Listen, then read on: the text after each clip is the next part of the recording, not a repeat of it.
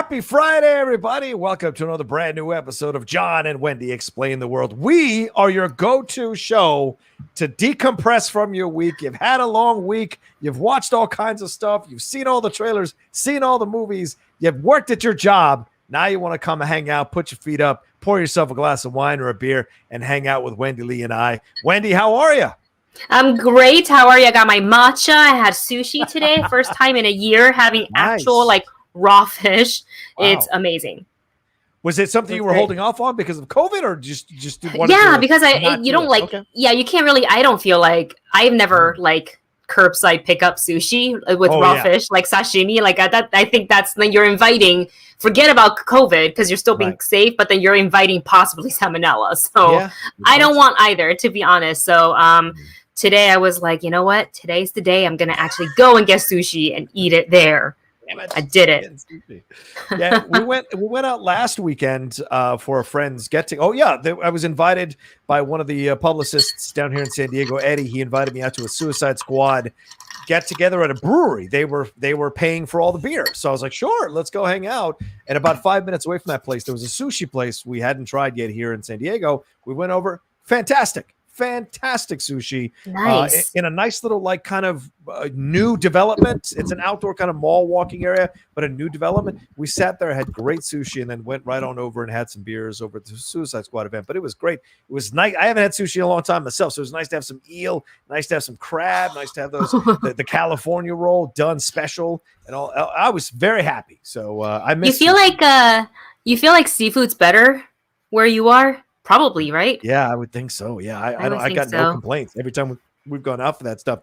Even the Fish District, which is one of those Chipotle type restaurants, the swordfish steak is fantastic. So maybe. Whoa, swordfish steak. Okay, we fancy over there. I like it. Swordfish steak and scallops. That's the game. Oh my God, that sounds so good. I'm hungry again.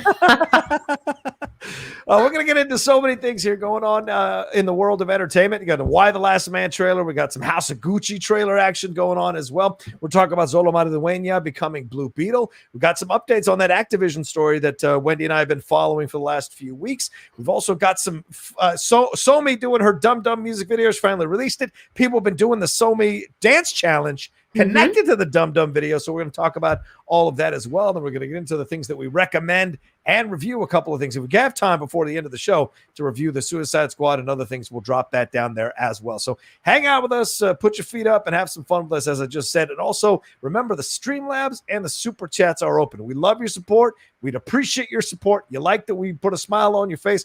We had over 3,000 of you watching us last week on the show, or watched overall on the show. So please come on in and leave some support here in the Super Chat and in the Streamlabs. And I'll pin the Streamlabs address in the chat. It's in the video and it's above our heads there. All right, Wendy, let's jump into this thing. Let's start off with a tough story here with the Activision stuff. What happened? Yeah, and a correction for me, because I wrote Activision, but I meant to say Blizzard. So the Blizzard CEO actually quit. And you guys know we've been talking about this over the last couple of weeks, that there's been just this huge lawsuit filed against the company, Blizzard Activision, and was sued by the state of California over alleged sexual harassment and also just essentially not a safe workplace for many, many people. Right. So according to a statement posted earlier this week, Blizzard Entertainment announced that J. Allen Brack will be stepping down as the head of studio, replaced by Jen O'Neill and Mike Ybarra as the co-leaders of the studio. So O'Neill had joined Blizzard earlier as an executive vice president of development, and Ybarra left Xbox to join Blizzard in 2019 as executive vice president and general manager of platform and technology, which oversees the studio Battle.net online service. And here is the quote: "I am confident that Jen O'Neill and Mike Ybarra will provide the leadership Blizzard needs to realize its full potential and will accelerate the pace of change." So I thought it was, a part of me feels like stepping down maybe is the right thing to do. Yeah. Because obviously you've not been able to, you were not, to say that you're not aware is kind of like BS to me. I was like, you have to know, even if you don't interact with every single person on a daily basis, you've got to know, like, you've got to have these talks from HR and investigations and things like that. But also part of me feels like quitting kind of seems like a cop out. Like, I can't take the pressure. So that's just very on the surface to me, right? I don't know all the details, but it's just like, things are tough. I'm out. Yeah. Well, I think it's a good message. Like, hey, clearly I fumbled this ball. And, you know, and you're right, Wendy. I think that's a fair point of view to have on this, which is like, why are you leaving? Why are you not staying to help with the transition, to help with the fix? But sometimes it's best to just get out of the way. Yeah. And I think this is also a little bit of self-preservation for him, because if this is all happening under his watch, if he messes up the transition even more, then no one will hire him.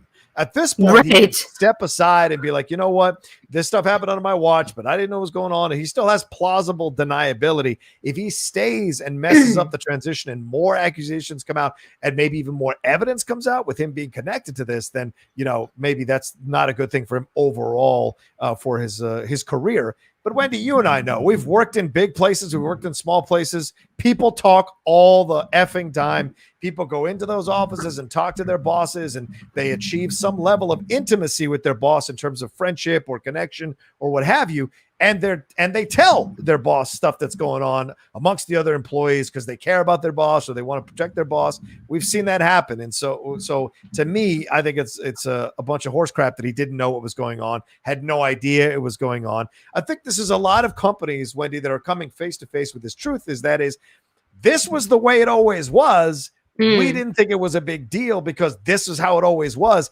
Now, all of a sudden, it's very clear how that our feelings about it being weird or not cool in the past that we kind of ignored. Now there's no way to ignore it. Now everyone's getting called out on the carpet. And so do you want to stick around to deal with the ramifications and the consequences of that? So I see your point. You're absolutely right. It feels like you're running, but then by the other side is like, well, do you want a guy who was this incompetent in charge to make the transition anyway? Yeah, that's actually true, because maybe him not recognizing the problem was the problem.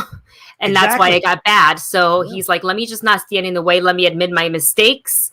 And let me put the keys in someone else's hands who, you know, can hopefully turn this place around where I failed.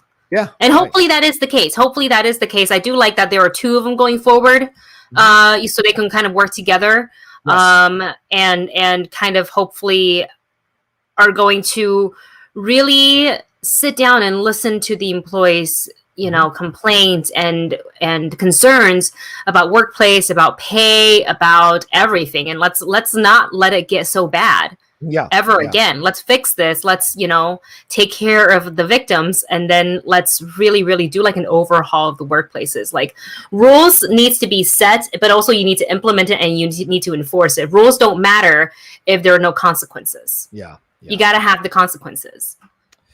Yeah, and you know, the thing is, Wendy, the other side of this now becomes, well, how good are Jen O'Neill and Mike Ibarra to step into these positions and handle this kind of transition?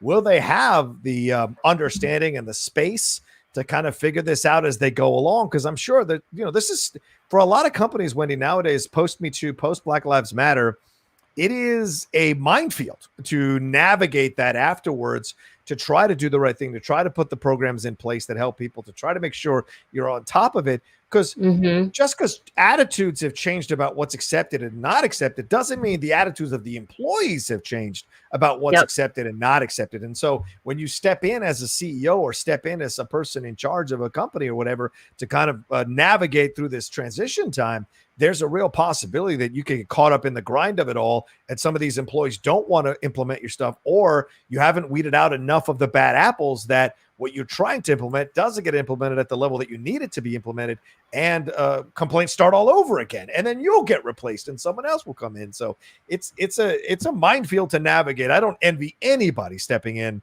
to do something like this for a company, but it's the right thing to do. I just don't envy anyone stepping in and having this responsibility. Oh yeah, you know, it's a mess, and I hope they step up to the plate. And it'll take some time. People, I think, want to see and hear about change ASAP. It doesn't work like that. Kind of like what Level 2 Trading is saying in the chat. In my opinion, the company culture is a tough thing to change. Yes. They need to have buy-in from about 80% of the employees. Been there, done that. I think so many of us, hopefully not on this crazy level, but if you've worked multiple jobs, corporate jobs, small business, startup company jobs, whatever it may be, you've experienced one way or another bad days at work. But for some people, it's always just terrible, and it's this culture where you're just kind of like, this is not what I was expecting when I signed my acceptance offer to say my offer letter to say I'm gonna work here. And then you kind of, and I think the culture is like, oh, I'm new, I can't say anything, I don't want to be known as like the complainer, right? I don't want to be that right. I've heard that so many times. I didn't want to complain.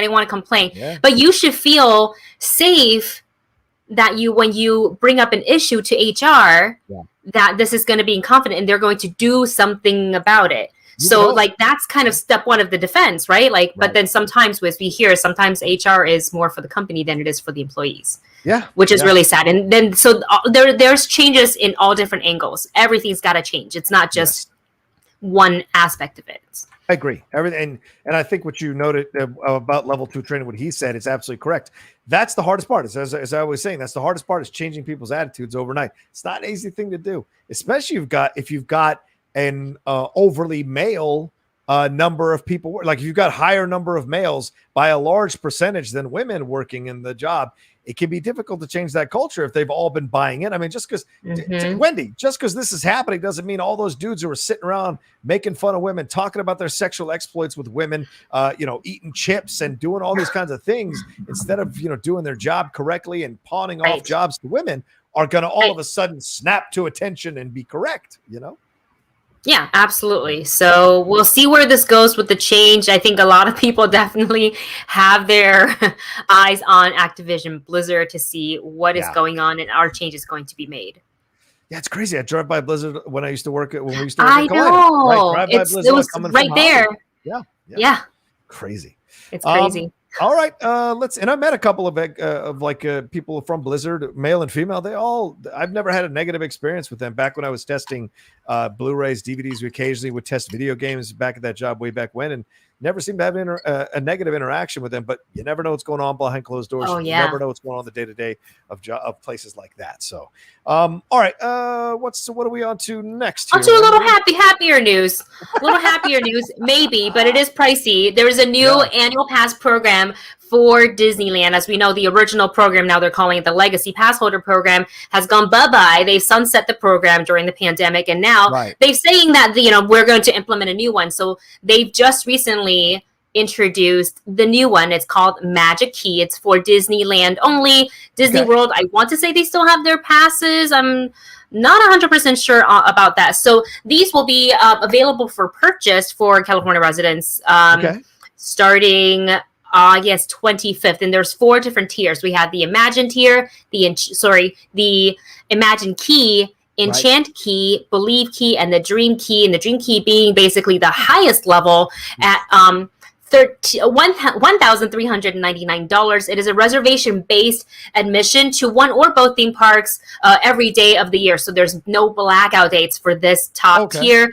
You can hold up to 6 reservations for the theme parks at a time for different dates. You get 20% off on merchandise, 15% off on select dining, and I think it also includes your theme park parking, which can be up to like $25 for the whole day, which is pretty expensive.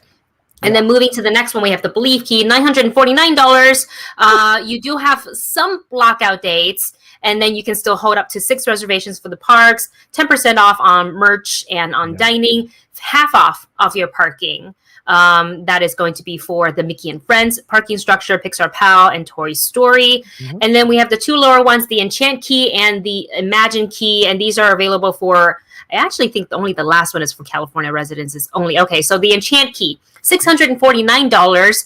You can hold up to 4 reservations at a time. You get 10% off merch and dining. There's no discounts or cuts on parking, so you just got to pay like everybody else. And then finally, Imagine Key, $399. Now, this is only available for Southern California residences. Okay. And it is has the most blockout dates naturally because it is, you know, the most affordable out of the 4. Right. And you can hold up to 2 theme park reservations at a time, and you still get 10% off of your merch and your dining, and parking not included. So my first initial reaction as, you know, a proud legacy pass holder person, because Disney is my thing. Like, I've always been a Disney fan ever since I was like yay big. Like, I blame my grandfather. He always used to buy me Mickey Mouse stuff. You're gonna like it. And I grew up, I love it. My first knee-jerk reaction, I think it's because I'm a Virgo and I don't like change.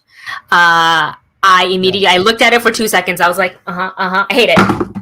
That was my reaction. I didn't even look at it. I saw the pricing. I was like, what is this? I hate it. And you know that because you see me at work. I hate it. What is this? Yeah. BS. You got to get through the initial rejection with Wendy, and then you can get to, you know, having a conversation. And then she'll come back and be like, so I was thinking about this earlier, and I think I was just a little too hasty in making that decision. So I'd like to circle back. 4 hours later. 4 hours later. So actually, I think I want to go with your It happened between John and I today. Not in that way, but we were talking about like the start time for today's show because some stuff came up, and then but it was kind of an immediate. I think it took me maybe 5 minutes. I was like, well, you know. Yeah, that's true. That's true. But yeah, I mean, look, it's just 1,400. How much were you paying for the Legacy? Was that less than 14? The one we had before was no, I'll say it because it's public. You can deluxe annual pass. Let me look it up. Okay.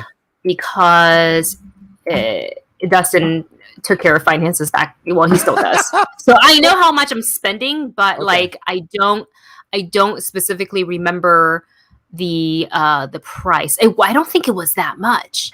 But I will say this though, $1,400 seems like a lot. But if you're going to go a lot to Disney, $1,400 over a year isn't as much as you think.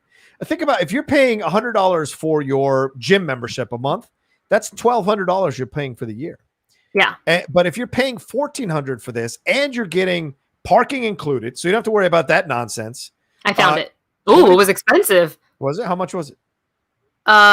So the deluxe, which is the third one from the bottom. Yeah. This is the old one. Yeah. With some blackout dates, but our parking was included because we bought the passes and we renewed for so many years that we got grandfathered into the complimentary parking, which we weren't going to complain about because parking is expensive. $729 per person. Okay, that's a lot. That's a lot. That's a lot. It's still $200 cheaper than the the Believe key, but it's you know, Look, here's the thing is the problem that Disney had with the pass holders is that the pass holders were crowding the park. Yeah.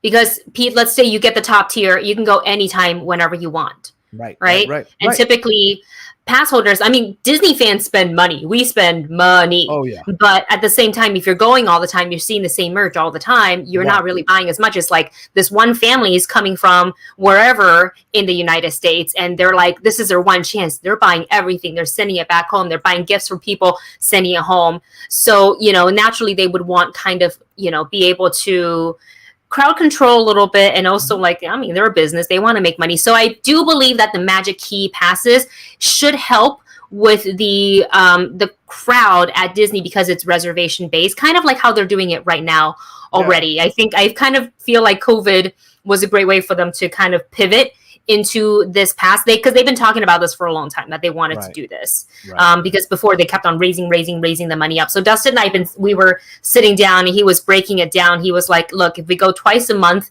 at this tier, and I don't remember if he said it was the Belief or the Enchanted Key, then we would get our money's worth if we go twice a month. So that is kind of I don't know, we haven't decided yet. Okay. If we're going to purchase. I think you save money if you go the 1,400 route because if that includes the parking, that's a lot of money you're saving. You go all the time. I have a friend who she went every weekend when she lived in California. Every weekend. It was her way of dealing with the fact that she wasn't in the happiest of marriages. So she would go to Disneyland on the weekends, and she was trying to repair her relationship and would bring her husband every once in a while. her husband at the time, and they would go the whole day. So she would dress up, she did the whole nine.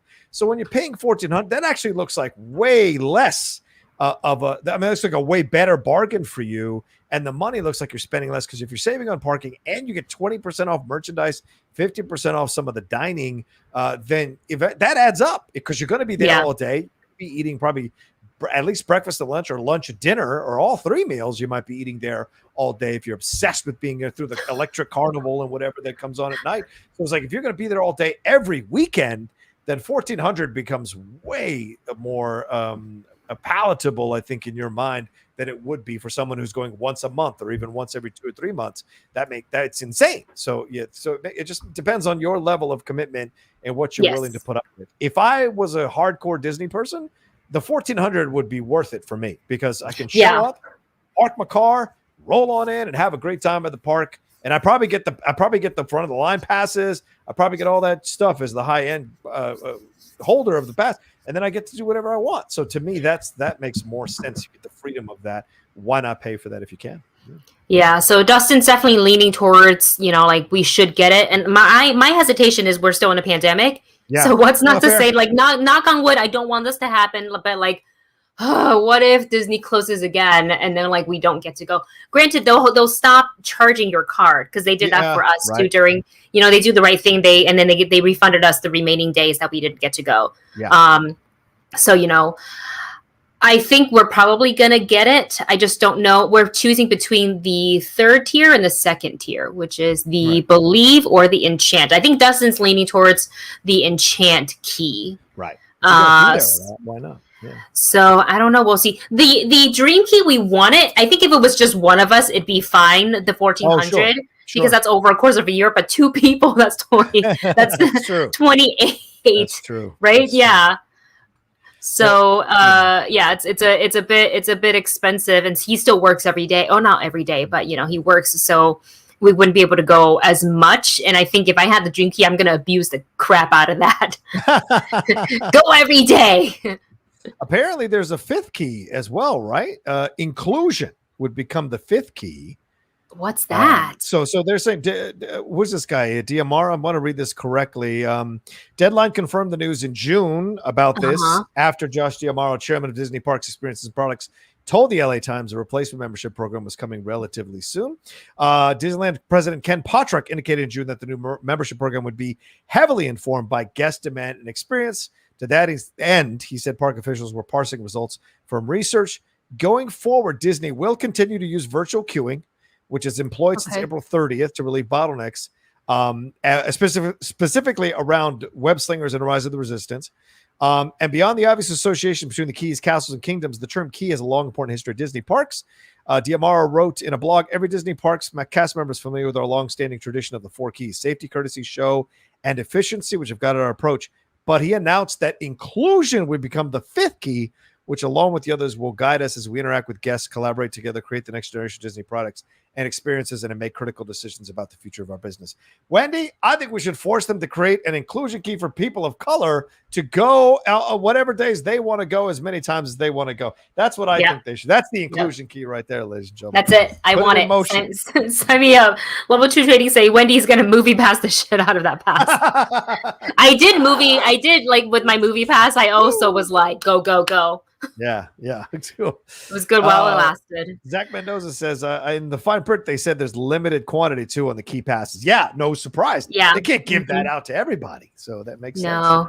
Yeah, so I think we got to make a decision before the 25th, which we got a little bit of time, and just be right. Wait, what day is the 25th? I better make sure I'm not doing nothing. It is in 19 days. If it's August 25th, it's in 19 It's Wednesday. Days. Great. I am home and I don't have anything scheduled as of now, so I'm going to block myself out on my calendar for that day so I can sit at the laptop or on my phone and get ready to grab whatever pass for me and Dustin. I like it. We're in the realm of Disney. Yeah. So moving from Magic Key to a magical space hotel. So there is a commercial teaser for Star Wars Galactic Star Cruiser. This is the Star Wars themed hotel that will only be built to my knowledge, in Walt Disney World. I don't know if you saw the commercial, but this thing promised to be a fully immersive 2-night Disney World experience, and the commercial makes it look absolutely incredible. There's schedules, there is outfits, there's cabins, fully immersive. The price is also a bit high, so we'll get to that in 2 seconds. But here is what you get to do. You get to, once you check into the lobby, you let me scroll down to the part where it says, oh gosh, I had all this planned. Okay. So basically you check into the lobby, right? And you essentially go into a transport where you leave Earth and you go into the Star Cruiser, the Galactic Star Cruiser. All the cabins that they have will have a window so you can look out into space. You'll see ships flying by. You'll see things going by. Wow. They'll have costumes and outfits ready for you. In the price included is a dining package, so your breakfast, lunch, dinner. It does include a trip to Batuu, aka Star Wars Land or Galaxy's Edge, where you will get to ride the London Falcon and the Rise of the Resistance. You'll get to eat at Docking Bay 7, which is only inside the theme park. And they'll also build in activities like lightsaber training. You get to like pick jobs. So there's moments where you can kind of deviate from your story. So kind of like Fable, the video game. Do you choose this job or this job? And then so there's a little bit of like role playing in there too, which I so badly want to go. And then I looked at the price. It is at a spicy just over $1,200 per guest. Yeah. Wow. $1,200 per guest. And is that that's for the entire thing, but I don't think that includes tax. And it also doesn't include your travel. Like they're not going to pay your plane ticket. Yeah. Obviously. And a really funny thing that I looked up, because everybody's up in arms about this price, which is, it's pretty expensive. Even with everything included, it's really expensive. But there is a frequently asked question about Star Wars Galactic Star Cruiser. The question states, does Star Wars Galactic Star Cruiser really take passengers into space? True question. Frequently asked. So the answer is, while your Star Wars Galactic Star Cruiser voyage is not an actual trip into space, passengers will experience sensations of voyaging on a Star Cruiser through space in the galaxy far, far away, just like you've seen in the movies and TV shows. Right. So you basically arrive at the terminal. Once you're registered, you're going to board like a little launch pod, just like you've seen in the movies. And then you get to rendezvous for the awaiting Halcyon Star Cruiser, I believe it's called. And once there, that's where you'll see like passing planets, stars, ships, and just other breathtaking sights floating past your like little bay windows, and which I think is pretty cool. And now on the second day is when you get to board another transport and you get to go to Batuu, and you'll get to kind of continue your adventure, and you get to ride the rides and do all that stuff there, and then they'll transport you back. So you're on a schedule. This is not just like let me stay in my cabin and order some Star Wars themed drinks. Let me hang out at like a Star Wars themed pool. It's not that. Like it's a cruise ship essentially. You know how cruise ships have like, what is it called? Like not a syllabus, but a schedule. Itinerary. Yes, thank you. I was like, what is that word? It's kind of like that, but they're running it for 2 days. So it is a little pricey though. I will say that price. No, it is a little pricey. Yeah. I mean, because if you're looking at, from what I'm looking at here on CNET, CNET.com, they're saying the Florida attraction has an incredible price, $4,800 for 2 guests, as you said, Wendy, which works out at just. I can go to Taiwan and then some for that money. It's $1,200. And go see my family per guest per night. So 3 days, 2 nights, but it's a $4,800. So that's imagine dropping that for a ship. But then if it's 3 people, it's for 2 adults and a child, it's $5,300, and for 3 adults and 1 child, it's $6,000 or about $750 per night.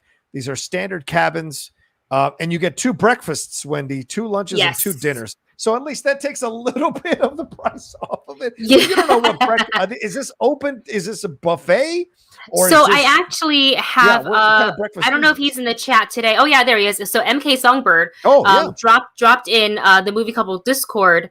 There, like I don't know how he found it, but there was a whole sample itinerary on day one of what you would do. And so think of like space. Literally think like space cruise ship where you get light refreshments as you enter a cruise ship. You know how they do that? Like everything's free, just line up and you get your stuff. It's like that. And then you have a sabak lesson. You have to, do your muster station kind of like drill sort of a thing. They have a dinner with live music. And this is a spec schedule. So this is what we're expecting to see. There's going to be entertainment. And then, you have breakfast. I want to say you order it.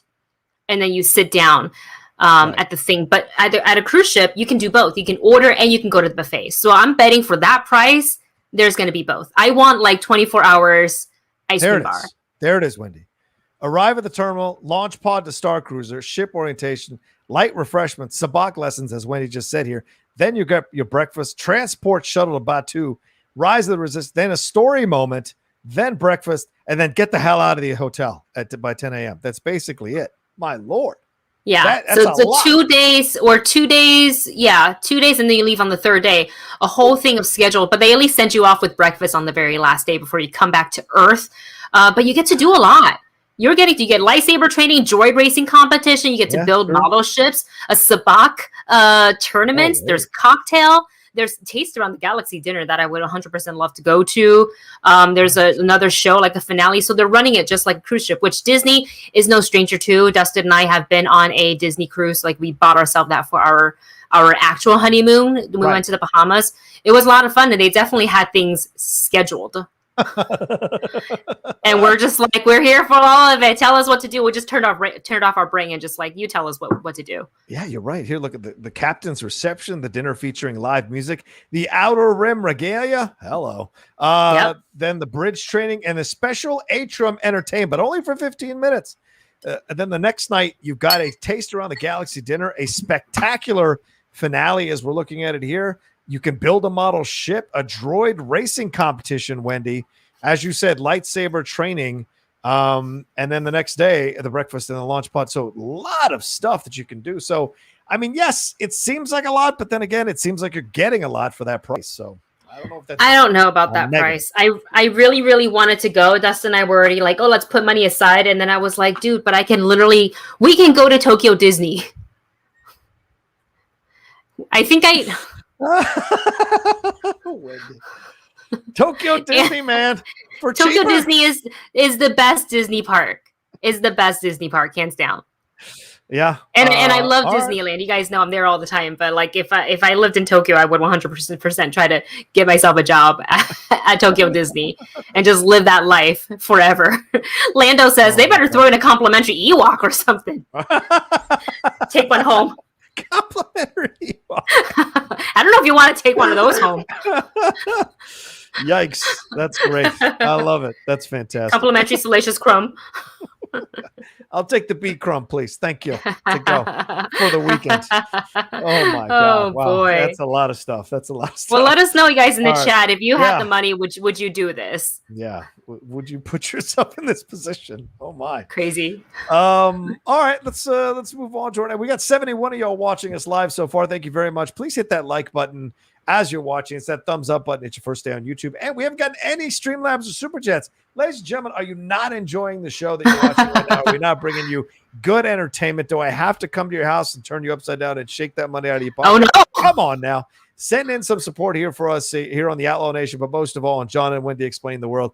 You see it's pinned in the chat. It's in the description. And it's right there on the screen for the Streamlabs address. All right, look forward to what you guys sending in some support.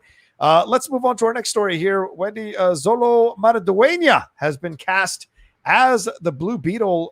This came over the wire a couple of days ago, and Manuel Soto was talking to Variety's Mark Malkin, and he said, I believe today is the day that Xolo comes in as a Blue Beetle. He just got the news today, and that was just a few days ago, less than 24 hours ago. is what Maridueña replied when he was asked about it. So, and he's still learning about the Blue Beetle. It seems from the Variety article, the way they're laying it out is that Xolo didn't really know that much about Jaime Reyes and who he's playing in the world of DC. And of course, this is the third Blue Beetle. There was an original way back when Blue Beetle, then Ted Kord, and now Jaime Reyes, who's been around for the last few years. And Jaime Reyes, it's what he's got on his back is not a designed thing like Ted Kord's is. This is some sort of alien thing that's on his back that at times veers into more destructive and angry implementation of its vengeance. And Jaime Reyes has to calm that thing down and navigate it and control it, kind of like Edward Furlong in Terminator 2, kind of like Venom with Eddie Brock there, having to control the symbiote a little bit in that situation. So it's going to be interesting to see this. I like the Xolo's cast in this. I love him on Cobra Kai. He's one of the few consistent actors, I'm just going to say that, on Cobra Kai. And so I'm excited to see him step into this. And he said, I don't want to be on my soapbox too long. I just want to say this is a great opportunity. I'm very proud as a Latino, and representation matters. It's important. So, Wendy, what do you think about this news? Do you like this news? Are you familiar with Blue Beetle as a hero? I'm familiar enough for like the general audience. I think I watched, Dustin knows way more, so he was super excited about this news. Oh, cool. I mean, I am too, because I think I watched bits and pieces of like getting to know Blue Beetle from, I want to say it was the Young Avengers, the animated series. Right? I think, or something like this. No, wait, that's DC. Yeah. The Teen Titans then, whichever one that has like the animation that I like absolutely love. And I just thought when I heard it was going to be Xolo, I thought, oh man, perfect casting. He's the right age. He has the right look. He's Latino. He's got fighting experience. He's been acting Cobra Kai. I am sold. Right. That's it. Right. Yeah. Young Justice, not Young Avengers. I was Young like, Justice. as I was saying it, I was like, this doesn't sound right. This sounds very wrong. Young Justice. Thank you so much to Jay for saying that. Yeah. And so that's where I learned about Blue Beetle and the way they portrayed in the cartoon. I feel like with Xolo, like he can do a really good job. Like I feel like he kind of already embraces the personality a little bit, like that playfulness that Jaime would have, and the juxtaposition between Jaime and the Blue Beetle. So I think this is great. I'm excited for him to learn more about Blue Beetle. Like I can see him diving into the comic books and being like, oh yeah.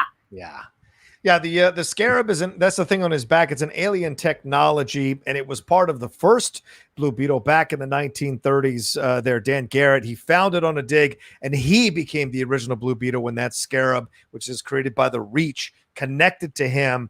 And then eventually it was Ted Kord who did it through his own technology. Now the scarab is back as part of Jaime Reyes's the trajectory, and the character calls it Jiminy Cricket with a bad attitude. So I kind of like that. So this is going to be, I'm looking forward to this, a live action version of this. I love that Angel Manuel Soto is going to be directing this. Also, the screenwriter is a Mexican screenwriter as well, I believe. And so all Latinos all around involved in this, telling this story. This is the way it should be when you're dealing with a first ever Latino lead type character in a film. I think this is a positive direction going forward. Yes, we know Sasha Calle is playing Supergirl, but she's part of the ensemble piece of the Flash. We know that Sophie Grace is going to be playing Batgirl, and that's in future. But this is the first one that seems to be going into production immediately, and so I'm excited to see what we're going to get. And we had Jay Hernandez in Suicide Squad. So we've had Latinos be a part of the DC universe in the past. And of course, Rosie Perez in Birds of Prey, as well as Renee Montoya. But this is going to be the lead role. And I'm excited for it. And I hope they put money behind this, Wendy. I hope this isn't a glorified TV movie and nothing at CW, a glorified CW production as a movie. It better look like what we've seen on Disney Plus with those TV shows. I hope so. Right? I hope so. Blue Beetle's so much fun. It can be so much fun if they can make it fun. So this is going to be, just a one-off, right? Movie. No, I think it's going to be a movie. Yes, absolutely. Yes. Yeah. I prefer a series, but that's just me being greedy because I want more. But no, being in a movie is fine because then you can put him in other ones if they choose to do so. Right, exactly. And maybe that's what they're doing. They're putting these characters out here on HBO Max because Batgirl's going to go to HBO Max. I think Zatanna, when they get that, is going to be HBO Max. So maybe they're doing these as a kind of a running up the flagpole to see if people really gravitate to these characters. Gauge interest. Right. And then maybe move them into feature films and part of the universe and all of that going forward. Because, you know, that's a possibility as well down the road to have a Young Justice live action. That could be fun. That could be absolutely be a lot of fun. Absolutely. Brant Brawler says, if you want to see Jaime Reyes in animated form, he was in Young Justice Season 2. There you go. Well, there you go. Yep. Young Justice, great place, great show. If you haven't seen that, it's so good. It's so good. I love it so much. Brennan Marr donated a little bit. He said, Wendy, here's your damn money, Rocha. Here's your damn money. Thank you. Brennan Marr. We love Brennan Marr. Oh, boy. Keep on keeping on. Team Brennan. Does he have a team name for his competitions, for his Schmodown competitions? Oh, I don't know, because in FCL, what is he? I don't know. Brennan, what's your nickname? Does he have? I don't think he doesn't need one. I know. I think he has a nickname. Brennan Marr. Yeah, because I mean he's. I don't know. I was going to give him one. I was like, no, it's going to sound stupid. Let me just stop saying it. He's like the ninja. He's like real calm, collective. Yeah, I know. And I think that trips people out. I know that trips people up. You're like, why is he so calm? Does he know everything? Yes, he does. Yes, he does. I've played him in my Outlaw Nation Patreon match, and I beat him, but it was a lot of controversy. So, yeah. So we'll leave it at that. Brendan Marr says, "What do you think? Oh, what did you think of James Gunn's Scorsese comments?" Wendy, did you get a chance to hear what he had to say about this? I scrolled past it very quickly on Twitter, but I always feel like people are always they're always asking Martin Scorsese about like superhero films. Yeah. But why are you asking about that? I feel like he's, obviously a well-known director with a lot of fantastic work, but you're using your junket time to keep asking him about these questions to hit headlines. And I was just like, we already know how he feels about it. And that's just how he feels about it. And let it be. And let me look up James Gunn's comment. He said it here. I got it here right in front of me. He was responding to the questions on the Happy, Sad, Confused podcast. They asked him about it, about the comments from Martin Scorsese, who of course said in 2019, he said, when he was asked about Marvel, he said, I tried, but that's not cinema to me, right? So James Gunn was asked about it, and he said, quote, "It just seems awful cynical that Scorsese would keep coming out against Marvel, and then that's the only thing that would get him press for his movie. So then he just kept coming out against Marvel so that he could get press for his movie. He's creating his movie in the shadow of the Marvel films. And so he uses that to get attention for something he wasn't getting as much attention as he wanted for it." Now, I don't know if that's true or not. Is that taken out of context? What was said before that? That's the full quote of what he said. So, yeah, it seems like I don't know. It seems like a weird thing to say, to be accusing someone like Martin Scorsese of being cynical and using. But then again, Marty's from the streets, bro. Marty's from the New York streets. He makes gangster movies. Come on. He's a warrior. He's a fighter. He's a scratcher. He's going to get what he needs to get. He claws up that ladder. And, Marty has gotten old. And a lot of people hear Martin Scorsese movie, and it's for the older generation. It's not for the younger generation. Maybe this is his way of drumming up interest and drumming up support for his movie, because he's very well established amongst the film community. So he's not going to take too many hits from too many people in the film community. He'll take hits from the younger fans or whatever. So he came after Marvel, and it did give him attention, certainly for The Irishman. But I think, you got to let your work stand for itself. Maybe he was paranoid because, was it Sacrifice, that film he did with Adam Driver and Andrew Garfield and Liam Neeson? Nobody went to see that movie. And maybe he was afraid this was a movie that was going to tank and bomb. And maybe he did in a kind of wink and nod kind of way, made these comments to bring attention to his movie. But I think that would drive more people away from seeing a movie than coming to your movie. Don't you think? Yeah, it could set up. It depends on who you're talking to, right? If you're talking to a superhero movie type fan, then they're going to be like, well, I don't want to go see his movie now because he's bashing on things that I like. But also, like you said, I think Scorsese's he's been around for forever. Yeah. You know, so I think he's also not afraid to say what's on his mind. Yeah. Maybe maybe that when he said it, he was just like, I'm tired of people asking me this. Here, I said it. I say it again. I'll just give you the soundbite. I don't know. Yeah. But I am kind of surprised at James Gunn's comment back in that podcast. Yeah. About that. But I get it. One more thing, Wendy, just to add a little more context to it. He did respond and kept going. And said there are a lot of things that are true about what Scorsese said. This is what James Gunn said. There are a lot of heartless, soulless spectacle films out there that don't reflect what should be happening. So he kind of played both sides in this and calling Scorsese's comments a little bit cynical, trying to take attention for his movie. But he also said that Scorsese wasn't 100% wrong with some of his comments about some of the superhero films.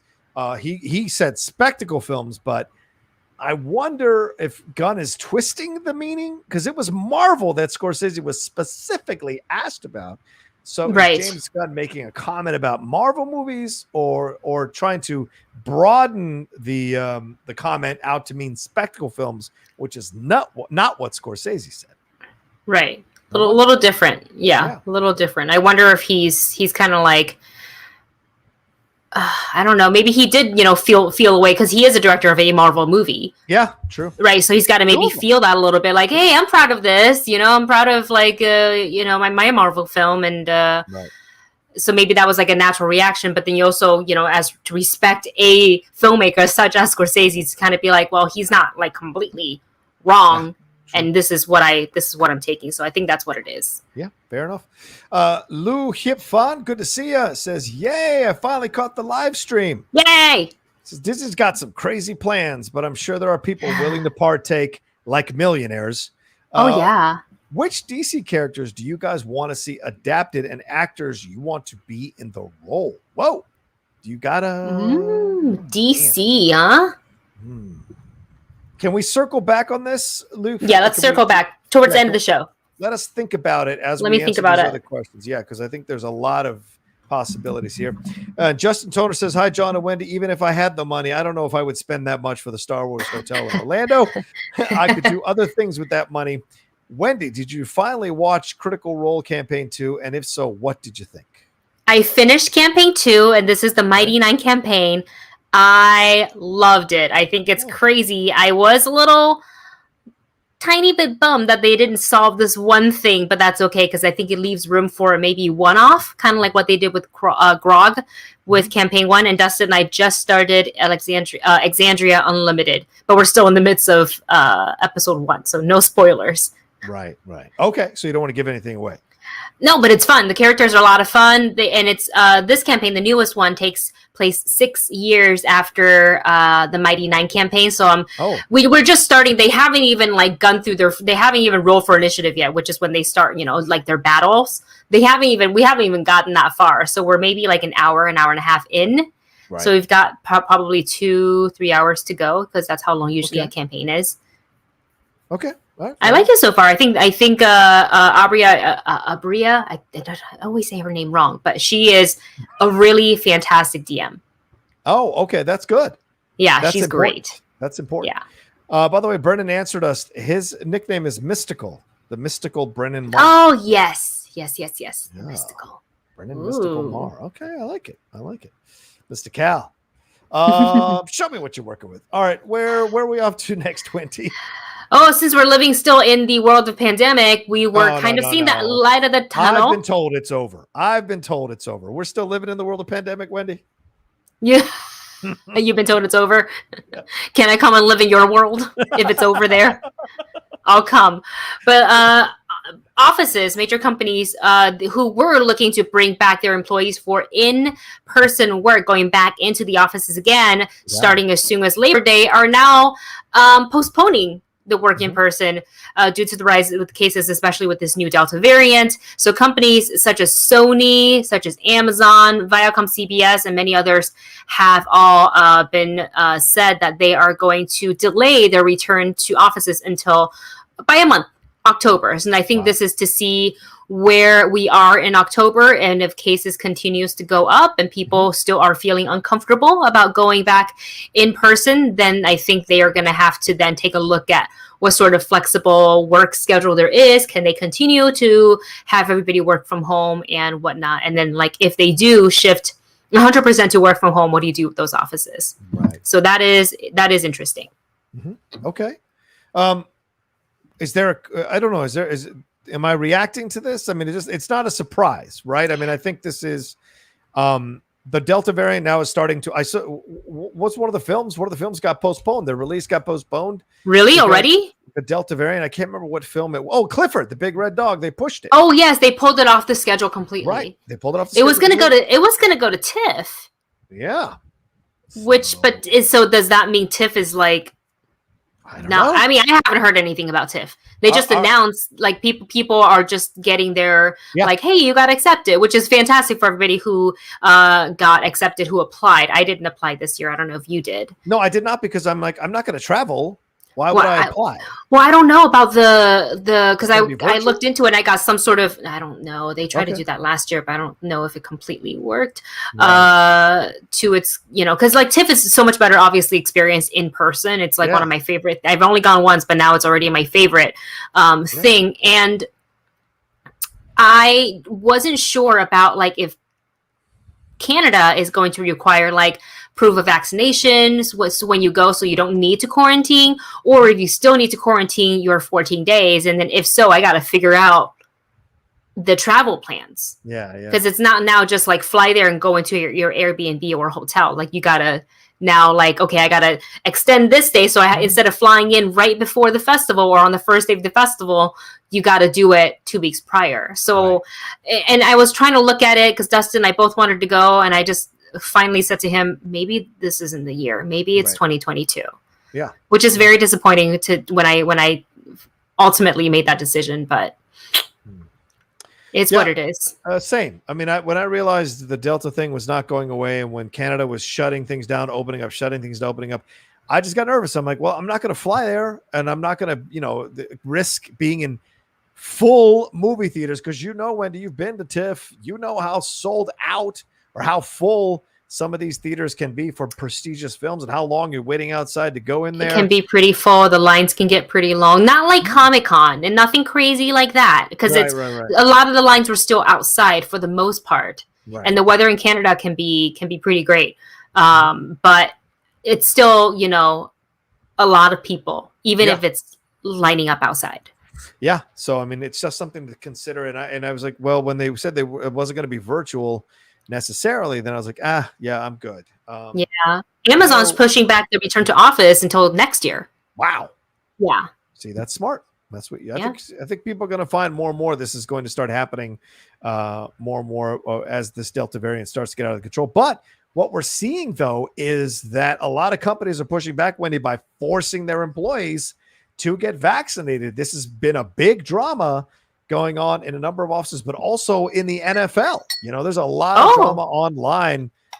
There are a number of players and prestigious players who are saying they're not going to get vaccinated. They're against the vaccination. Kirk Cousins came out this morning and said, I'm going to study in a plastic cube or whatever, and making a joke about it. And it's like, but the NFL has made it very clear, if you're not going to get vaccinated, you got to jump through all these hoops just to be able to play. And if you become positive and you get your other team a few teammates, did you see that? Positive, you have to forfeit. That's what they're saying. Did you see that? What was that? An orb just went by. What? Like an orb? Right here. Yeah. Did you see it? No, did anybody see it? Who's that from? Like a spirit, like a. Oh, wicked. Interesting. Uh-oh. Okay. Are you haunted? I might have to stage this room after. Really? I'll do it after. It's fine. Yikes. But anyway, yeah, I mean, plexiglass barrier. That's what it was. Plexiglass barrier. Ridiculous. And so these people are just getting out. So I think and states and municipalities are pushing more and more to force people to get vaccinated, to encourage people to get vaccinated, and to now no longer give you rewards. Now they're giving you punishments if you're not vaccinated. So I can't remember who I read. I read some company laid off 3 of their employees because they wouldn't get vaccinated. They refused to get vaccinated. So, Ooh. yeah, it's crazy. It's crazy. Wow. Yeah. I mean, we're hearing companies, Walmart, I think Disney is one for the union. I think a lot of Netflix is requiring their production to have the vaccination mandate, which is one of the reasons why I also got myself the vaccine, because I knew that was eventually gonna be the call. Yeah. Because it was either that or like a lot of testing. And there's times where I go on set where, you got to get the test before you go on set. So you go get the test, and then I wait roughly 5 to 7 days after I'm off set. Then I go and get myself another test to make sure I am okay, because I do live with another person who I also need to protect. Exactly. So, well, and we CNN. There it is. Rick Zamora. CNN. Yeah, they fired 3 of their employees for not being vaccinated. So yeah, that's a big deal. Yeah. And look, I mean, we got the email from Scott Menzel for the Hollywood Critics Association TV Awards. It's very clear. You have to have your vaccination, or you have to go get vaccinated, or you have to test a few days ahead of time. So, or at the event to make sure you're okay. So, people are very stringent about this. Even though it's an outdoor area type production, it's still important to get vaccinated. So I got to find the right mask to go with my outfit. Oh my God. Yeah, I think it's funny, the NFL players who inject all kinds of shit just to be able to play in their bodies, or something, complaining about a vaccine. Yeah. The human growth hormone is fine, but vaccine, forget it. None of that. Travis Earl sent in a donation. Thank you, Travis. Appreciate that. Thank you. Lou Hugh fan sent in some more, and he said, I'm going to hold you guys to that promise, so don't forget my question. All right, Lou. No, I've got the tab up for all the DZ characters, so there you go. Respect. I'm thinking about it. Wiley Todd said, hey, John and Wendy, loved the Val interview, John. Great film. Oh, thanks. John, have you seen the movie Hostels? Yes, I have, but Scott Cooper, directed by Scott Cooper. And John and Wendy, have you seen the show Dave? I personally think it's the best show on TV, and season 2 ends next week. Yeah, Wendy, have you seen Dave? Have not seen it. Okay. I'm not sure. I don't even know what it's about. Where can I find it, and what is it about? It's on Hulu, and it's this guy who is like a white rap artist, comedian, and all the shenanigans and weird stuff he gets into as he's trying to create music and do his stuff. And he's very he doesn't believe in himself at all. And he vacillates between really believing in himself and not believing in himself throughout the series. And I watched a couple episodes. I haven't circled back to it, but I will. A lot of people love it. Jeff Snyder is a massive fan of Dave. Oh, really? He's pushing me to watch it all the time. Yeah, absolutely. So nice. But yeah, no, I haven't seen it yet, but I will absolutely finish it at some point for sure, Wiley. Thank you for the suggestion. Also, thanks for the compliment. What he's talking about is that I dropped a new video earlier today. I got the chance to sit down with Val Kilmer's children, Jack Kilmer and Mercedes Kilmer, of course, grown now in their 20s and have their own acting careers. But they were a part of this documentary, Val, that's out now on Amazon Prime for people to watch. This documentary about Val Kilmer. And it's his son, Jack Kilmer, narrates the documentary as Val Kilmer. So it's pretty incredible, and you get to see a lot of behind-the-scenes stuff. He had a home movie camera since he was 15 years old, and you get all this footage from when he was on the set of so many of these movies that he was on. You get some behind-the-scenes stuff with his family and all that went on there. And I also got to interview the directors. So I put out the video, 5 minutes with the Kilmer children, 5 minutes with the directors, and then my kind of 8-minute review of the movie, which is up now in case you guys are interested in watching that. So thank you, Wiley. Appreciate it. Nice. Well done. I'm trying little by little. All right. Where are we off to next? Are we off to trending? Trending, baby. Lots of stuff to talk about. What's trending? Let's talk some trailers. A couple of hot trailers came out. House of Gucci, Why the Last Man. And I had to add in He's All That, because if you grew up in the, late 90s, like we did, you remember She's All That. Nice. But this is one with Addison Rae from, if you know her, she's a famous TikToker. So it's kind of the kind of swapping the gender there. And she's the one that's doing the deal, and she's going to make over and glow up this dude. Yeah. But, all right. So what are we going to say first? Which one do you want to talk about first? House of Gucci, baby. Yeah. House of Gucci. Lady Gaga, Adam Driver, Jared Leto. Who else? Who else am I forgetting? You forgetting Al Pacino. You're forgetting Jeremy Irons. That's right. Yep. Salma Hayek. Salma Hayek. Oh. Yeah. Jared Leto, though, unrecognizable. I know. They put the extra chin on him. And honestly, everybody I thought embraced their characters, their parts so well. I went and looked up an English interview with Patricia, and I thought Lady Gaga, in the trailer looked I don't want to say identical, but definitely you can see the resemblance. Right. So I can't wait to see this movie. It looks so good. The fashion is going to be impeccable. I'm sure they're going to get an Oscar nod for costume for sure.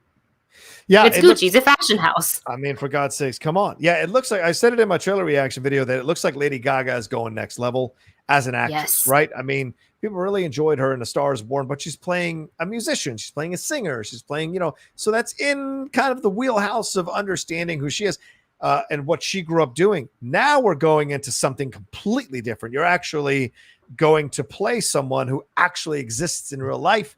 And you've got to do your research. You've got to watch videos. You've got to kind of adjust your voice and whatever. And people have put up videos already, Wendy, of them side by side. And some of the lines they're saying, and the people are saying the accent is almost spot on from what Gaga's doing in this interpretation. So it looks cool. And I love that Jared Leto is completely unrecognizable in his outfit. And I mean, Pacino's doing Pacino. That's what you get now. Yes. Everyone else seems to be doing Adam Driver. Who looks just like, I think Mauricio is the name. I want Lady Gaga, hopefully she'll say in the movie what Patricia said, is that it's better to cry in Rolls Royce than to cry on bicycle or something like that. It's true though. Yeah. That she's about like having the money and the Gucci name. Well, it's crazy. As someone who's managed by Gucci, I understand. Trust me, the Gucci name, it carries weight. It carries weight. Gucci. All right. And Why the Last Man? That has been such an insane production. Wendy, I remember when we were starting out. Or I was starting out at Collider working with you, and Why the Last Man was like something we talked about on a movie talk, and now it finally, after that was years ago. That's what I'm saying, all these stops and starts, finally we're getting the series, and we've got the first trailer. And it's all the men have died except for one dude and his monkey. Put symbolism there wherever you want. You talk to me, Wendy. What'd you think of this trailer? Did you like this trailer? Did you dig on the fact Diane Lane's in this? And a number of other really good actors are in this. What'd you think of it? Always loved Diane Lane. I didn't expect the trailer to be so like graphic and like disturbing. When all the men started to just drop, I was like, whoa. And I love it. I was not aware that this was a graphic novel until I think just recently. I kind of revisited the topic because we knew that the trailer was coming and this was going to be made into a series. And I was like, man, this is really interesting. How are they going to do this? And while they did it, you just take a look at the trailer and they just literally bleeding out of their mouths and nose and just dropping dead. And the whole world just goes into chaos because people are just dying everywhere in planes and trains. Things are still moving, but the driver obviously is no longer able to operate the vehicles. It's crazy. And just to kind of see the social hierarchy shift there with the women having to do now what? Like, what do you do? And there's all these it's very grotesque, like the bodies just strewn across the floor. Yeah.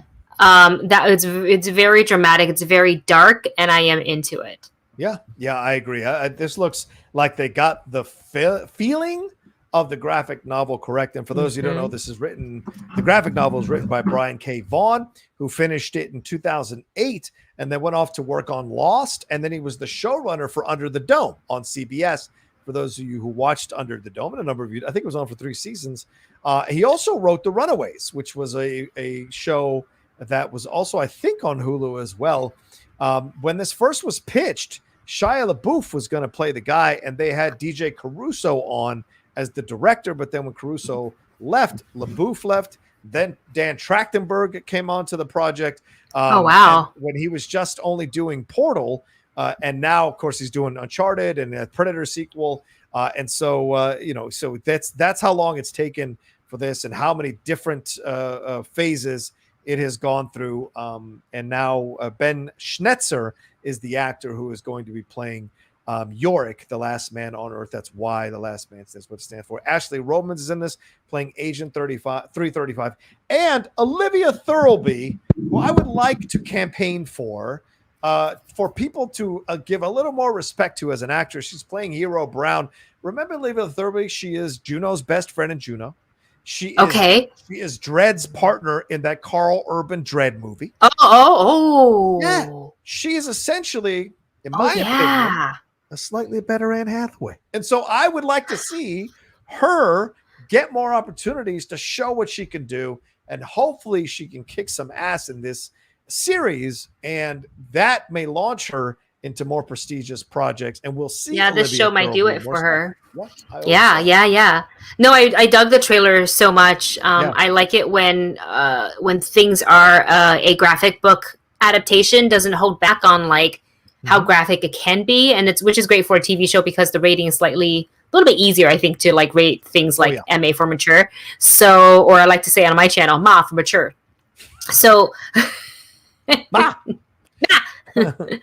no, so I'm into it. I can't wait to watch it. I haven't even shown Dustin this trailer, so I'm very excited to see, because he reads more graphic novels. He's, a bit more knowledgeable than me on those topics, but I don't think he knows about Why the Last Man. So we'll see what he says. And when's it coming? September 13th. We're right around the corner, a little bit over a month away. And this is being brought to us by Brian K. Vaughan and Pia Guerra. So just want to give some love there. All right. What's the next trailer we got here, Wendy? I got to talk about the teen rom-com type of movie. We've got, remember She's All That? Well, now we've got He's All That with Addison Rae. So say goodbye to Freddie Prinze Jr. and Rachel Lee Cook and enter Addison Rae. Though Rachel Lee Cook is in this film as well as Matthew Lillard, which makes me very excited that they're both in it. So it's basically the remake, and you're just gender swapping. Which will be interesting to see. Does the trailer kind of does give me that late 90s rom-com teenage rom-com vibe, and I'm living for it. The nostalgia is kicking in, and I'm here for it. So I can't wait to see. I wonder if Freddie Prinze Jr. will show up at one point or another. Oh, that could be funny if he shows up. Yeah, I would love it. Yeah, she's in it, so why wouldn't he be in it? But who knows? Come on, Freddie, put down the cookbook and get in this movie. What's your feeling about Addison Rae, though? I mean, Addison Rae, she's a TikToker, so what's her experience being an actress? Do you trust her being an actress? I think TikTok has especially big time TikTokers. I think they have a sense of that performance air to it. She dances on her TikToks, and she's been on various things. She's working on her singing career. So being in front of a camera is an uncomfortable thing or new thing to her. So I think with the right acting coach, so the support and the right director, she can probably, be able to do pretty well for her first movie, I like to think. Yeah.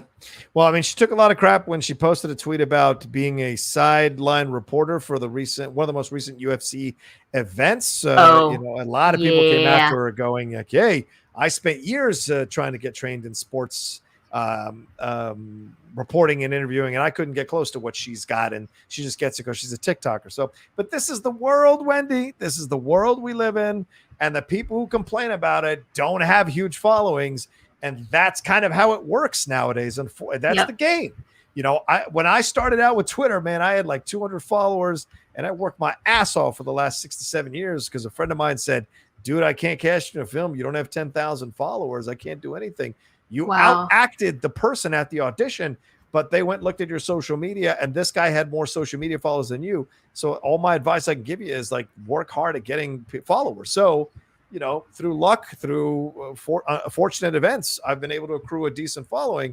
So it's like that is important, and so it's cachet in our world nowadays because people do watch. Times are changing. Yeah, times are changing. As much as some people may hate it. Times are changing. That's for sure. Yeah.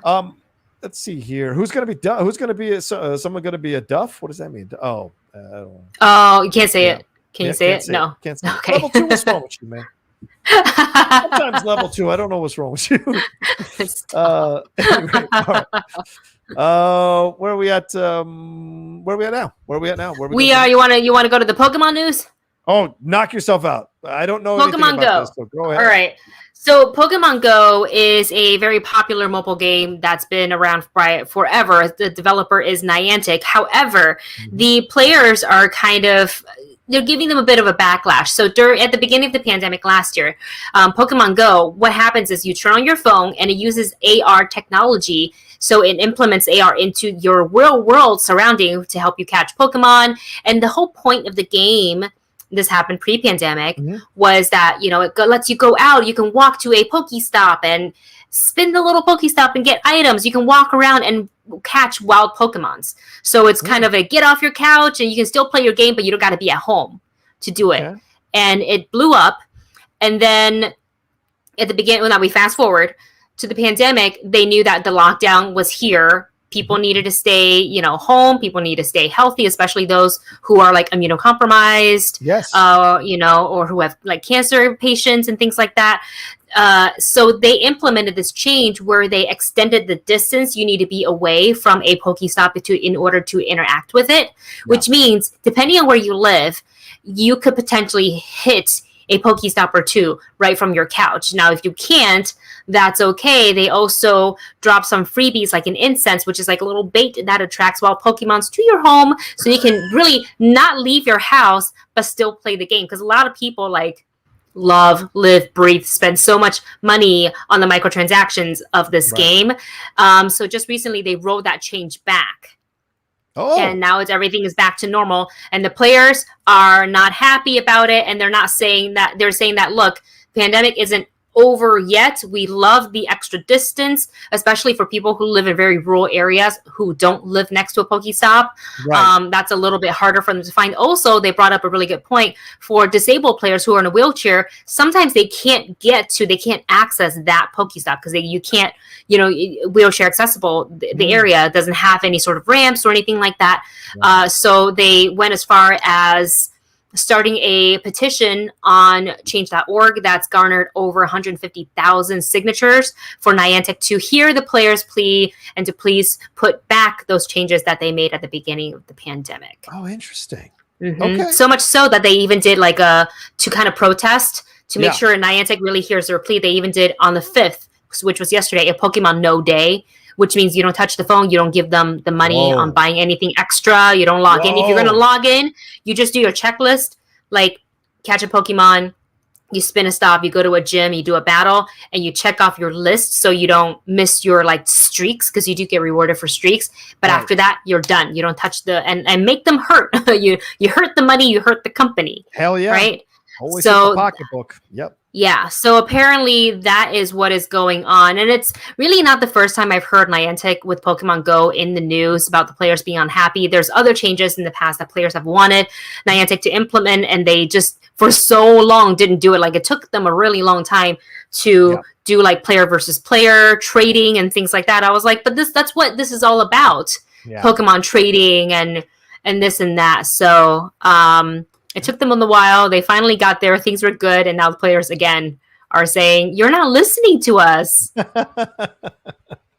Wow. Okay. All right. I can't add too much to that, Wendy. I mean, it makes, I think power to the people. And I always think if the players, if a large percentage of players are upset about something and you're not paying attention, you're not listening, that's going to bite you in the ass. So to me, I'm like, handle this business and appease these players' concerns. Because if they can affect your income on one day of Pokemon No, that's massive. So that should make you wake up for sure. And that's usually the way to do it, is to hit them where the pocketbook is, and people will wake up. Companies do wake up with that stuff. All right, what's this Squishmallow? What is this? Squishmallows? I know, this was so weird that I was like, it's obscure enough for me to put on the show, I think. So Squishmallow is a toy sensation, and we know how movies, they like to turn popular toy properties into movies. So Squishmallow have signed a deal with CA. So basically what Squishmallows are, they're this top selling range of plushie toys that are literally just like the name. They're super squishy, they're super soft. It is sold out everywhere. Kids want it, adults want it. It's like the Beanie Baby craze. People want it. Look at those so they're very cute. Yeah. They're very cute. I'll take the unicorn. So now CAA, being represented. So that means they could do film, they can do television, they can do video games, publishing, live touring, and so much more, which does not even surprise me. I'm surprised we haven't at this point gotten like cartoon Squishmallows show on Netflix or Amazon or Hulu. Very surprising. So I just want to say that I added this to kind of show that like it's not just storylines that people are rebranding and reusing and rebooting. It's also popular toys. It's incredible. Like the Lego movie, but this Squishmallows. Oh, that's true. It's produced by Jazzwares. The toys have moved over 86 million units in over 40 countries since 2017. Yikes. My God. It was founded with just 8 characters, and now the original world has grown to include over 1,000 characters. And yes, there's a baby Yoda. It's probably so super squishy and fun and probably sold out everywhere. Oh my God, yeah. And apparently the social media for it, Squish Talk is what they're calling it on TikTok. Yeah, it's all over TikTok. That's how I found out about it. 1,000. Wow. God damn it, Wendy. We're in the wrong business. We got to be making toys. No doubt. And, people say all the time, oh, I don't want to do it because, it's been done before. Don't care. Just do it, ladies. Just do it. Just do it. Create your stuff. You never know. This is like 4 years ago, 2017 already. You just never know what you're going to create. That although it may seem like something else has already come before, it may have a unique approach to it and it will make money. So just encouragement to all you out there who maybe talk yourselves out of doing something or talk yourselves out of your dreams because someone else is already doing it or someone else has done it. Who gives a shit? Go and do it because no one has done it the way you have. And that can matter. Yeah. Yeah. All right, here. Let's before we wait, what is this $72 fried rice? What is this, Wendy? Would you order one if it was $72? It's bougie. It's bougie. Am I out on a date with someone who I was am I out on a date with like Scarlett Johansson? Then maybe I will spring for the $72. Look, I love my girlfriend, so I'm not going on a date with Scarlett Johansson. But if I was single and went on a date with Scarlett Johansson and I was trying to impress her and I had a little bit of money, maybe I might order the $72 fried rice. But what is the $72? Why is it $72?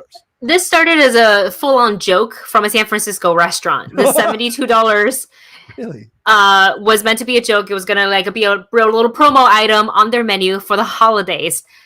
They didn't really expect people to be ordering left and right. Well, what do you know? It became a hit. So this has on it, they kind of wanted to do like this crab fried rice that had like the aesthetic of a jewelry display. So they have, golden trout, white sturgeon, caviar on it. They have sea urchin roe from Hokkaido, Japan. They have meats from three different types of crabs that are arranged expertly so on a bed of jasmine rice. They have Wagyu steak, A4 Wagyu steak, rock shrimp, deep tendering of Jidori egg yolk that you can see in the photo I sent you there. Black truffle trimmings with XO sauce drizzle. Basically super luxurious. And also after reading the ingredients, I was like, you guys only charge $72 for this? Oh, that's a good point. There lies the problem.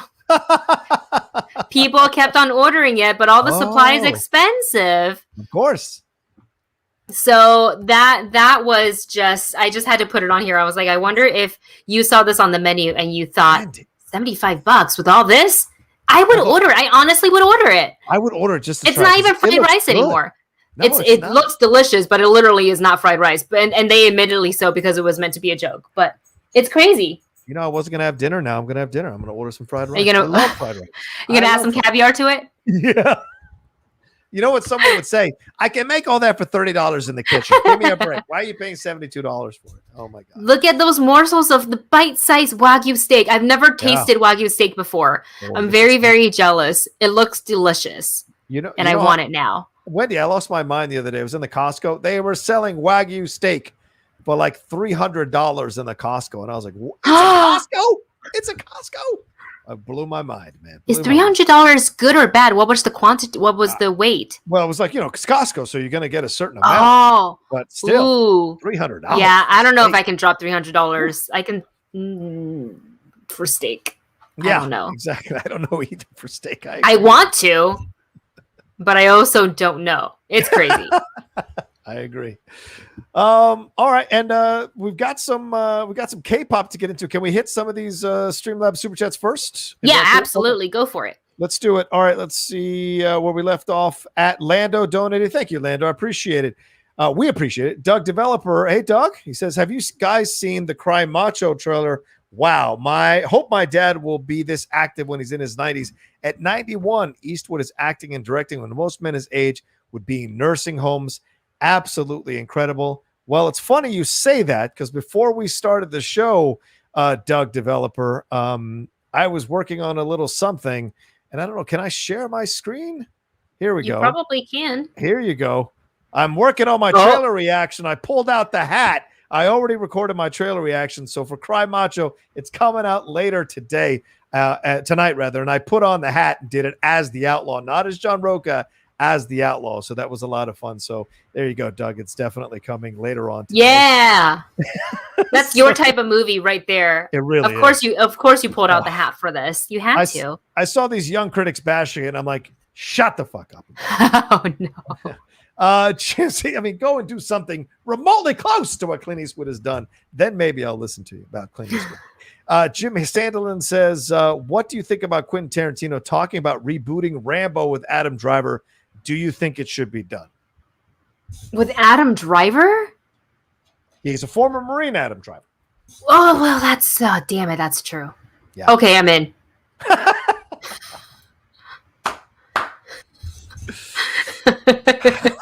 Just thinking of so many things right now.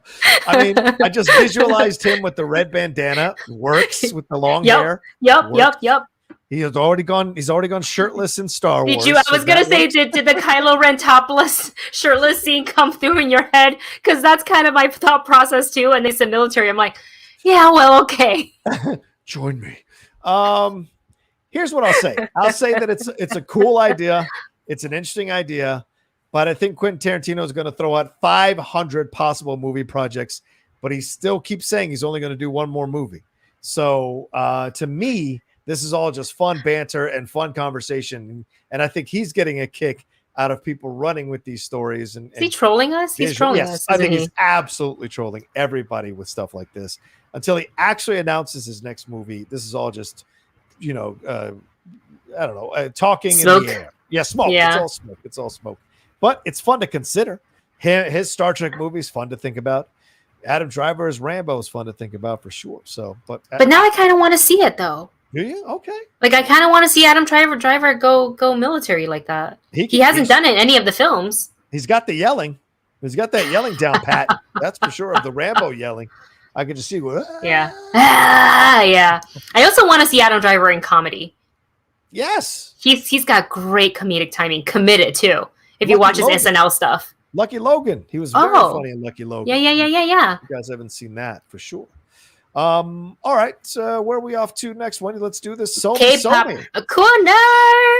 So lots of new stuff coming out in K-pop. Somi from Black Label. We talked about this last week, but now her new music video for the song Dumb Dumb, it is now here. It's very colorful. It reminds me of like if just your stereotypical like that teenage high school movie or TV show, like she's all that, like 10 Things I Hate About You, that standard US like high school cafeteria, girl being shy about a boy, and she's singing about like, but I'm gonna be in your head and I'm gonna be dancing on top of your head like Dum Dum. It's super cute, very colorful. Love Somi. And then you mentioned earlier that they're doing like a dance challenge, which is not a new thing in K-pop. BTS has been doing this too with I think Permission to Dance. Yeah. But you do the little dance like this, and I don't know it completely yet because I've only watched the video like twice. Did a reaction to it. It was a lot of fun. Very, very cute. So if you don't know Somi, she's super talented. She's not really new. She's very young. This is her third single, but she's been training for years. I think she was like 13, 14 when she joined JYP, and then eventually left because she debuted and then she went over to Black Label. Yeah, I believe that was her trajectory. So lots of fun, very cute. In other K-pop news, Stray Kids, you guys know I'm a stay. So they, we talked about the trailer that they made for like that Noise Monster for their new album, No Easy, or if you want to say it quickly, Noisy, because people always sounds like noisy because people always complained their music was too noisy, was like construction music. So they released this new track. Actually, there's two of them, but this one new track is called Cheese. And I feel like I watched a YouTube channel, and their names are Andy and Jazz, and they're two Korean K-pop fans who kind of break down and do reactions to various K-pop videos and performances, and they kind of broke down the lyrics for us in their video and saying that the way they're kind of interpreting is maybe it's a little bit of a song for the haters who hated on their music, calling them it's noisy and this and that. So instead of cheese, it's kind of like cheese, like you're gonna come talk at me, well, I'm just gonna smile and say cheese, whatever, you keep talking. And they're working towards Stray Kids world domination, and I think they're well on their way. I think their comeback is going to be huge, which is happening at the end of August. So there will be more Stray Kids news on this channel. And then Blackpink, in your area, Blackpink is the revolution. They are celebrating their upcoming 5th anniversary with their movie coming out. I think people have already seen. There's 2 dates. There's, I think, the 4th, and then there's the 7th. So I'm going to the 8th. Sorry. I'm going on the 8th to see the Blackpink movie. But they're also set to release a summer video diary for their 5th anniversary. And they've done these like group vlogs before. It's very cute, where the girls go on like a cute little vacation. Right. And it's like a vlog style, video, but it kind of gets you into taking a look at the more personal, closer side of the girls versus just them being on stage and being professional singers and things like that. And there's also, to celebrate, YG is also releasing in collab with Animal Crossing New Horizon a Blackpink Island. That opened up today. So actually after this, I'm going to go stream on Twitch, and I'm going to go and check out the Blackpink Island. I already wrote down the code, but the island has tons of, Blackpink items, pillows, cushions, tables, walls. There's outfits. I don't know if we can get any of these items in game, so I'll find out more about it and I'll come back and talk about it. But I definitely watched the teaser video. It's very cute. Got me very hyper, and I can't wait. Okay. There you go. I love it. That's awesome. So keep tabs on all that stuff. It's coming soon, and certainly watch the music video that's out now for Somi's Dumb Dumb. That I watched. It's very cute. I didn't know she rapped in English, so pretty cool. She's half Korean, half Dutch. Her dad is Dutch. Okay. So she speaks English really, really well. Yeah. You'd be surprised. A lot of these K-pop, either they are either Korean natives, but they, grow up like learning English as a part of the curriculum in school, or they kind of like Blackpink's Rosé, who is actually, she was born in New Zealand and she grew up in Australia. So she has an Australian accent when she speaks English. Okay. Which is crazy. Interesting. Yeah. Okay. All right. Let's see if we got any more. Okay. No more Streamlabs super chats have come in. So let's move out of trending. Let's talk about what we recommended, what's coming soon. Wendy, where do you want to start? Do you want to go to yours? You got 2. So yeah, sure. The first one is Respect, right? It's coming out here. It's coming out. ISBCT. With Jennifer Hudson. No, please. With Jennifer Hudson playing Aretha Franklin. I'm going to see it on Sunday, right around the corner from here. The studio is very kind to buy me a ticket to go see it this weekend as a critic. So thank you very much for the studio there. But Wendy, you saw it last night. So I think I'm still under embargo until this Saturday or Sunday. So here's what I'll say. I heard it in the wind that it's over 2 hours, close to 2 hours and a half. Which, Aretha lived a long life, so maybe that's not a bad thing to put that in there. But I'm looking forward to seeing if it's good or not. I'm the Outlaw, so the Outlaw loves a good biopic. Yes, and I am a massive fan of Jennifer Hudson. She is an Oscar winner for a musical, so I want to see what she can do with this role. And if we don't see her do much, we don't see her act in much since Dreamgirls. So this is an opportunity for her to be front and center. Do you mean you forgot that she was in Cats? Oh, Which one? The butthole cut, or which cut are you talking about? Yeah, the regular cut. She came in and she sang "Memory" and then she left. That's right. Just like She sang it beautifully. She did naturally. But I'm curious to see if she's going to sound like Jennifer Hudson singing Aretha, or if she's going to sound like Aretha. So I'm looking for. When are you watching this tomorrow? Sunday. Okay, I'll text you after you're done watching it. Okay. We can compare notes. I want to hear what literally can't say anything because I'm under embargo. But I want to hear what you. Yeah, I'm afraid to say anything while I'm under embargo. I try to be really careful about that. Oh no, of course you have to. But yeah, let's like once you've seen it, we can talk. Yeah. I feel like we usually are on the same page about movies. I think with the exception of The Greatest Showman. How dare you? I liked all the performance pieces, but those are the only parts of the movie I watch. That's the whole movie. Need I remind you? $475 million. I'm just going to put that out there. Performances are great. I listen to the soundtrack all the time. Music's fantastic. I really tried not to buy it on LP, but I'm just going to break down and buy it. I already have it. Just do it. iTunes. I have it in CD. I have it in every version, so I might as well buy it on LP. It's going to sound so much better. Yeah, you're right. Yeah, just get it. Whoa. I'm a bad influence. It's only $20 too on Amazon. What? So yeah, it's only $20 to soundtrack. Oh, do it. And the other film is 9 Days, which is coming out very soon. This was submitted to Sundance.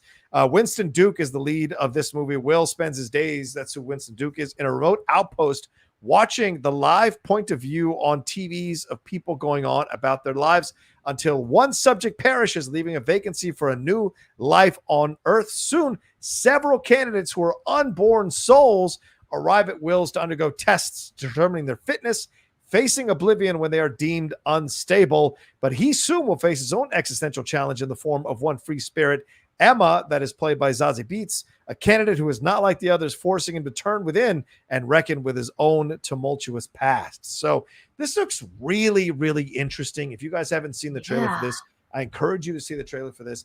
I like Winston Duke, obviously coming out of Black Panther, so I'm curious to see how this film comes along. And then Zazie Beetz, love Zazie Beetz. She's a part of this. Benedict Wong is in this. Tony Hale is in this. Bill Skarsgård, as well, and Adriana Ortiz. So a good cast of some strong actors. So I want to see if this, and it's getting a lot of buzz right now. So this could be one of those, films that comes along and just keeps getting that buzz and maybe in contention for awards down the road. So that's what I'm looking forward to. What about you? Coming soon. For me, it's Free Guy. The embargo lifted on the film, so I can safely talk about it. You finally saw it, yes? Did you see it? Yes.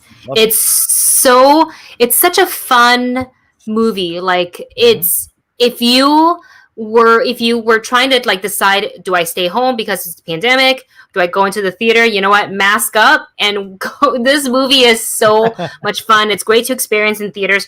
It's going to put you in a fantastic mood. Like I walked out of the movie feeling like light and happy. I got the Mariah Carey fantasy song stuck in my head. It's just the cast is really fun. Jodie Comer is fantastic as Millie. Ryan Reynolds being Ryan Reynolds, but also just his comedic timing is it's so good because he knows how to do it subtly and he knows when to play it up and go overboard. Right. And they both work really, really well in this film. And especially if you're if you're into video games, you're going to see similarities and nods to games like GTA, like Fortnite, and many others. And, you'll see glitches happen, like they do happen in the game where people kind of run backwards, run forward, run backwards, run forwards, and they don't go anywhere, and they just disappear into a wall. Little things like that it doesn't really pull your eye, but if you happen to catch it, it's really fantastic. You're going to be sitting there laughing, and people next to you are going to be like, why are you laughing? Didn't you just see that? It's a great story. It's actually, there was a lot more story than I expected going into it, because I really thought it was just NPC who realizes he's in a video game, and then we go from there. Yeah. It's actually way more than that, which I'm so happy about. Yeah, absolutely. I loved it. I had a great time with Ryan Reynolds. Really enjoyed the relationship with him and Jodie Comer and Lil Rel Howery as well. Lil Rel Howery is so good in this movie. He's so sweet. He's so honest, so real. which is saying that about a video game character. He's so real in this movie that it's just it's such a great film that puts a smile on his face. And I thought it was going to be like one of these Ryan Reynolds vehicles. It's kind of toss away and it's funny. This one has a lot of heart. And I think the reason it has a lot of heart is I think Ryan Reynolds realized like the kind of movies I need to be doing now have to have more of a purpose, more of an intention. And Jodie Comer coming in, that's not no lightweight actress. That's a heavyweight actress that you're bringing in. And she brings levels and a lot of emotion to what she's doing. And she's great in it. Also, oh God, I can't remember the actor's name from Stranger Things. Oh, Joe Keery. Joe Keery, yeah, Joe Keery is great in the movie. He's so good in the movie and his fantastic hair. Yes, and his hair.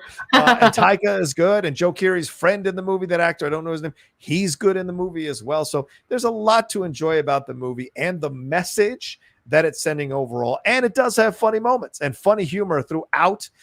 So it's a good film that kind of makes you explore some thoughts about existence and about what you need to do with your time when you're alive. And just because you know your time is ending, does that somehow mean your life was wasted? So there's a lot that's explored here in this movie that I think. And some really sorry, go continue. I'm so sorry. No. Just gonna say you could not catch. So make sure you're paying attention. That's all I was gonna say. Yeah, no, absolutely. And try to see this if you can, opening weekend if you're able to, because otherwise there are some very specific Easter eggs that's 100% going to get spoiled. 100% because people are going to go take to the social media and they're going to post about it for sure. Yes. I didn't even say it in my review. I was like, I can't say, I don't want to take that away from anybody, but definitely go see it if you guys get a chance. Yeah, I had to take out a cameo in the Suicide Squad out of my review because a friend of mine was like, "That's a spoiler," and I said, "Really? But it's a cameo."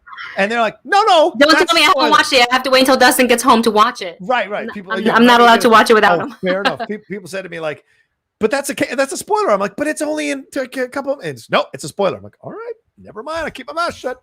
So we got the first 3 episodes of What If today. And my friend on Geek Buddies, Michael, he's the one who was mad at me for spoiling it. He goes, "Don't talk to me for 7 days until that thing premieres. Just don't say anything." You know what's funny? Jamie Philbrick from Pop Council, he was asking me about it because I saw it. I got sent the screener a little bit earlier, and I was watching it. And he's like, "So, what are the first 3 episodes?" And I was like, "If you tell me the premise, I can give you a quarter warmer, but I'm not going to confirm because." You guys, you have no idea. What If is going to blow your mind. Like my expectation was very high going in. I would say Dustin's is even higher because he's so excited. From the first time I told him, I was like, "Oh, at D23 they announced this thing called What If." He's like, "What If?" And I was like, "Oh, okay, What If?" Yes. It's like a kid watching the show next to him. He's like a kid in a candy store. Oh, it's very cute to witness. So you guys, I can't wait for that. John and I will definitely talk about that. When absolutely. Next week that comes onto Disney Plus on the 11th. Yeah, I'm setting aside Sunday because my girlfriend's working on things in the garage. So I'm setting aside Sunday to be. You haven't watched it yet? Nope. I'm gonna watch it. You better watch it before Sunday. Doesn't it expire before then? Oh yeah. But I just got it today, this morning. Okay. So hopefully I have the 3 days until Monday. But if I'm not, then I'll find time tomorrow. That's for sure. But I'll take a look. That's a good warning, Wendy. Thank you very much for making me aware of that. That's true. So it's happened to me before. I'm like, I'm gonna log in and watch the stream. It's not there anymore. All right, wait, let's hit our recommendations real quick because we got to answer that question too. And we're past the hour and a half mark. So yes, all right. Sorry guys. No worries. Where are we going to, Wendy? Behind the Attractions? Behind the Attractions, a show that is on Disney Plus, taking a look at just like a documentary based on some of the popular rides at the theme park. So Haunted Mansion, the Jungle Cruise, Star Tours, which is an interesting episode because it takes you from Star Tours all the way to Galaxy's Edge and some of the rides there. Not a deep dive into Rise of the Resistance or Smuggler's Run, which I would like. Maybe they'll do it in a future episode. But if you're a fan of the theme parks, if you want to find out how some of the mechanisms work, it's really great watch. If you've watched the movies that made us, the editing and the vibe is similar to that. Okay. Yeah, it's similar to that. Okay. That's cool. That's my recommendation. They've done fantastic stuff. Oh, yeah. My recommendation is what I just talked about a few minutes ago, Val. If you're a Val Kilmer fan, I cannot recommend this documentary enough. It's on Amazon Prime now for you to watch. if you're an Amazon Prime member, it's free basically. So you can go watch it this weekend. And trust me, it's a really good documentary, and it's nice to get some behind the scenes stuff. And it's pretty honest about some of his travails with cancer, and then also honest about some of the, in essence, the latter part of his career where he's essentially having to go to these conventions in order to pay bills, in order to pay his rent. And it's something that is the hubris of his youth is now kind of paying.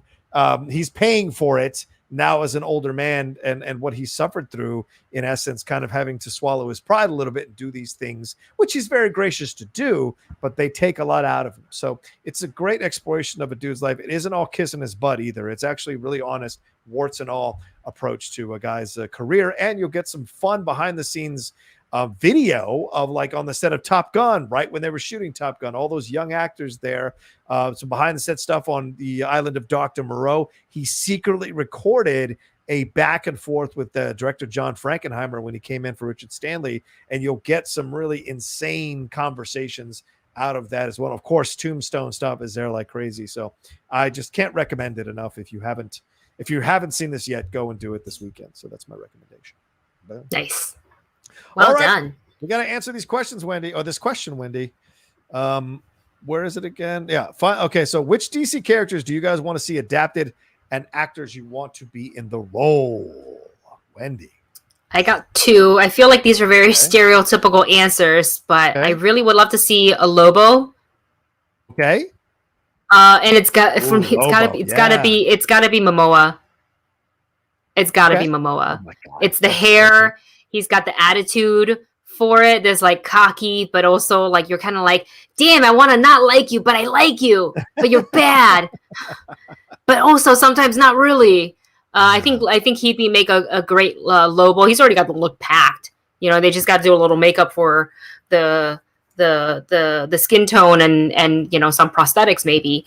And then the other one, Sophie Turner as Poison Ivy. Ooh, I think she could do it. I think she can play the duplicity of, the scientist part of it and the poison ivy aspect of it. Right. Can't you not see her in glasses and a coat and being slightly like frantic about plants? 1,000%. Yeah. 1,000%. And I think she'd do a better job than Uma did in that movie. Not because Uma was bad in that movie. That movie was just terrible. So let's find a new Poison Ivy, and maybe even a Poison Ivy that could have shades of what we're seeing in the Harley Quinn series, where she's bisexual and stuff, exploring that a little more open Poison Ivy. I'd be down with that. That's for damn sure. Overall, have you got? So those are your two, right? Those are my two. Oh, and Jeremy Miller in the chat says I would say Danny Trejo. I don't know if he's too old. Danny Trejo is never going to be too old for anything. Or Lobo. He'd be great for Lobo as well. Maybe he's a bit old, but I don't disagree with that particular casting. I got two for you, Lou and Wendy. I would say, I know we've seen a John Constantine already, but imagine with Matt Ryan. But imagine a John Constantine with Paul Bettany. Right. Oh. And now that he's older, now I don't know what we're going to do with him in the Marvel Universe of Vision. Is he going to come back? And White Vision, yeah. Yeah. But can you work out a deal for him to play John Constantine on the DC side of things? I would like to see that. Because I enjoyed Keanu Reeves' Constantine. I enjoyed Matt Ryan. I saw one of the animated features with him voicing over Constantine. I think he does a better job voicing him than he does actually being on screen as him.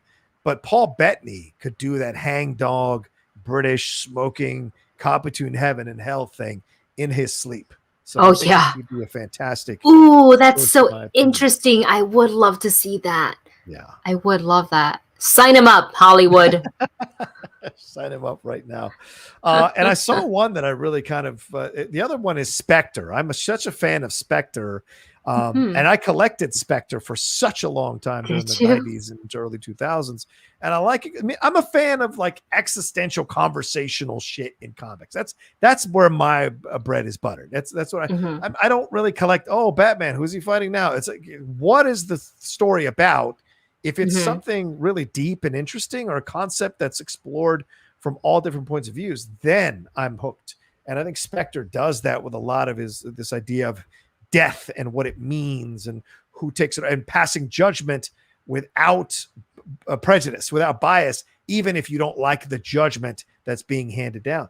Spectre can be like that. Hal Jordan has been Spectre in the comics, which is a very interesting run as well. So to me, you need an older actor, you need an actor who's kind of lived in and has been around the block. And I know this is an unusual choice, but it could be interesting, is Dennis Quaid. Dennis Quaid is Spectre, kind of an older guy sliding into the role. So just throwing it out there. I like that idea. Interesting. Yeah. That is really interesting. I also saw someone suggest Mickey Rourke for Etrigan, the demon. And that very, very weird. But would we watch it? Probably. Yeah, right. Probably so. All right, Lou, I hope we answered your question and you're satisfied with our answers, but thank you very much for the support. Thanks to everybody who sent in Streamlabs and Super Chats today. We appreciate it madly. And thanks to all of you for watching our show. We love doing it every Friday, and we appreciate all of you showing up to hang out with us. Please remember to hit a like. Thanks for keeping the chat vibrant as well. Hit a like and share this video on your social media as well. Wendy, thanks again for another awesome show. Where can they find you and everything you got going on? You can find me on Twitter and Instagram at Wendy Lee Zaney, over at the Movie Couple channel here on YouTube, and twitch.tv/Wendy Lee Zaney, where I'm going to be streaming just a little bit because I'm going to go and visit Blackpink Island. Nice. I'm going to go to F-Boy Island this weekend. No, I'm just joking. You can follow me at The Rocha Says on Twitter and on Instagram, and on Twitch at The Outlaw Nation, all one word. And please remember to subscribe to the channel down below. Last night, we passed 17,600 subscribers. Thank you very much. We've picked up over 500 subscribers in the last 28 days. So just want to keep marching forward. So please join us. If you haven't joined us yet, hit that bell button so you know when we're dropping all the new content as well. And come join the Patreon, patreon.com/John Rocha. There's so much going on. So many people in the chat right now. Hang out in the Discord and have a fun time doing watch-alongs. They have their own world in the Discord. I occasionally pop in for hangouts, but most of the time it's them hanging out with each other, having fun conversations, and doing watch-alongs of movies together as well. So don't miss out on that. Go be a part of the Patreon. All right, Wendy, I think we're out of here. Thank you all so much. Much love to you, and we'll talk to you next week with another brand new episode of John and Wendy Explain the World. Peace.